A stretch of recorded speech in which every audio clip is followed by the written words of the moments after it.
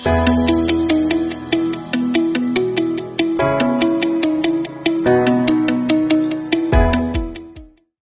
sur les périodes à risque pour votre délivrabilité.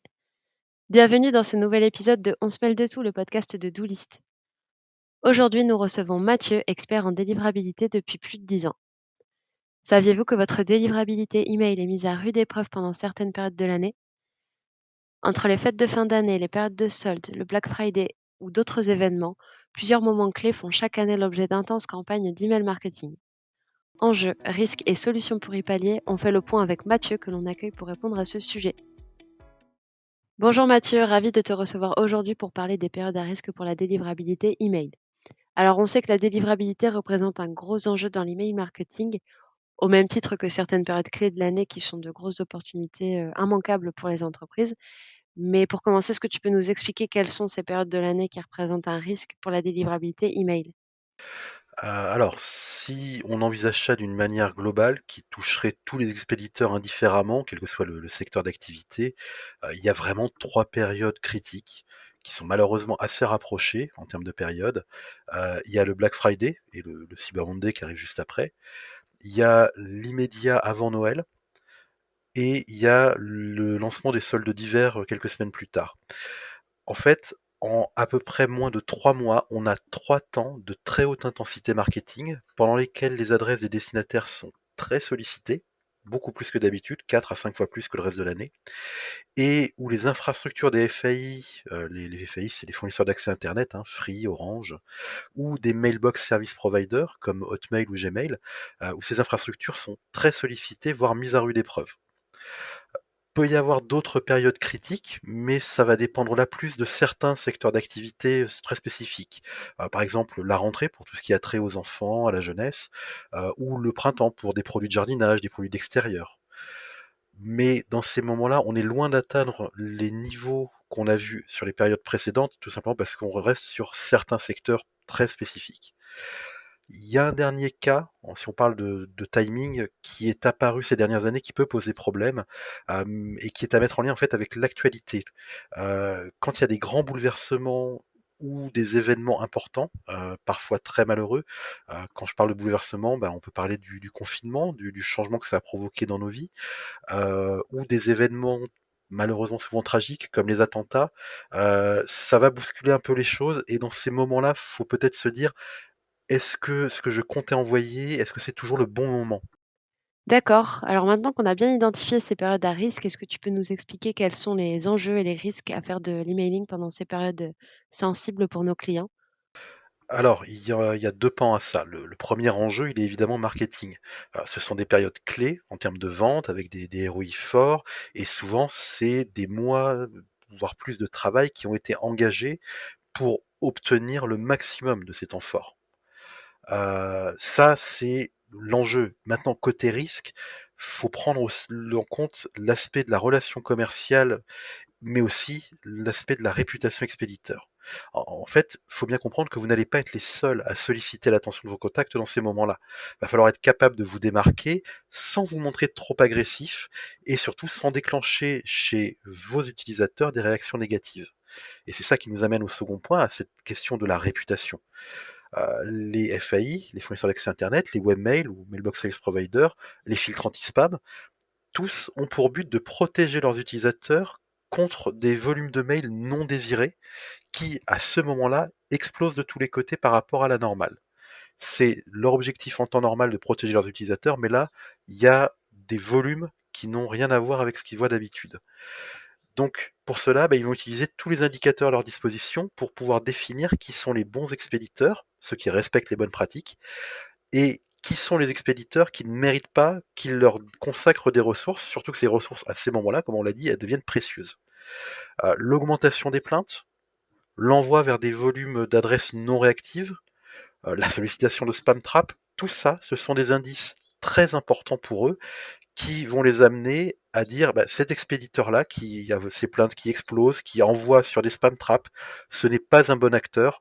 Je préfère ralentir ces envois, voire les rejeter complètement, et consacrer mes ressources à d'autres expéditeurs plus qualitatifs.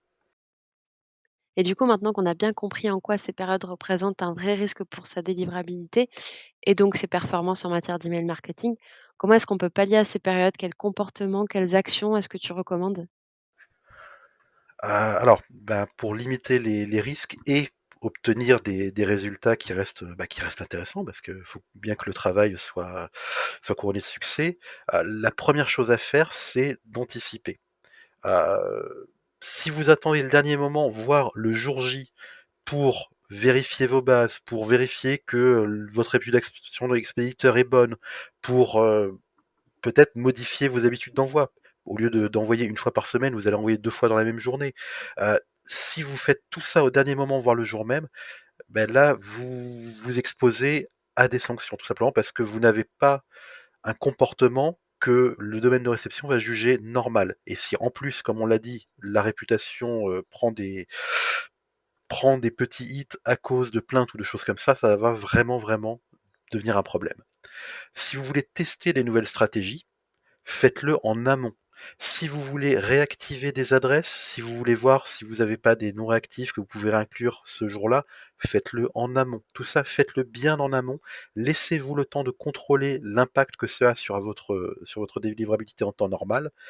Et surtout, laissez-vous le temps de corriger si vous voyez que ça pose problème. Ça, c'est la première chose. Il faut vraiment anticiper. Deuxième chose, démarquez-vous de vos concurrents. Alors ça, quand on dit se démarquer, ça peut passer sur le ton, sur des choses comme ça, mais ça peut aussi passer par des trucs très simples. Ces jours-là, en fait, et ça c'est un mécanisme, c'est humain, hein, on veut toujours envoyer, on va dire, à l'heure pile. Ben, je fais partir mon envoi à 10 heures ou à midi ou à 14 heures. C'est mon timing marketing qui veut ça. Ben, pourquoi pas le faire partir à écart ou à la demi ou à 10h07. Ça ne change rien pour vous, ça ne change absolument rien pour vos utilisateurs. Par contre, ça change une chose côté FAI ou côté MSP, c'est que si tout le monde s'amuse à envoyer en même temps, par exemple à 10 heures, et qui se voit, on va dire, floudé, c'est-à-dire qu'ils voient un afflux de mails de tous les côtés qui arrivent à ce moment-là, ça va les ralentir, ça va les impacter. Envoyer sur des moments où ils vont être certainement un peu plus disponibles et un peu moins engorgés. Dernière chose, n'oubliez pas que l'email, ce n'est pas un média immédiat. C'est pas comme le SMS, c'est pas comme les réseaux sociaux, c'est pas comme les messengers ou les choses comme ça. L'email, c'est désynchronisé. C'est-à-dire que le moment où vous envoyez et le moment où la personne recevra vraiment le mail dans sa boîte de réception, il peut y avoir du temps. Et ce temps, à des moments où les infrastructures sont très sollicitées, il va forcément avoir tendance à augmenter. Donc évitez, par exemple, la fausse bonne idée des ventes flash courtes.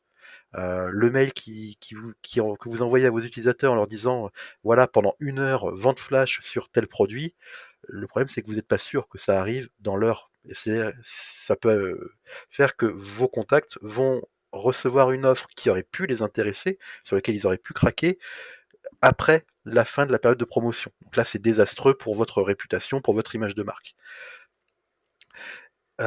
Dernière chose, restez concis dans ces moments où les volumes de mails explosent. C'est de la bande passante que vous allez solliciter de la part des FAI ou des MSP.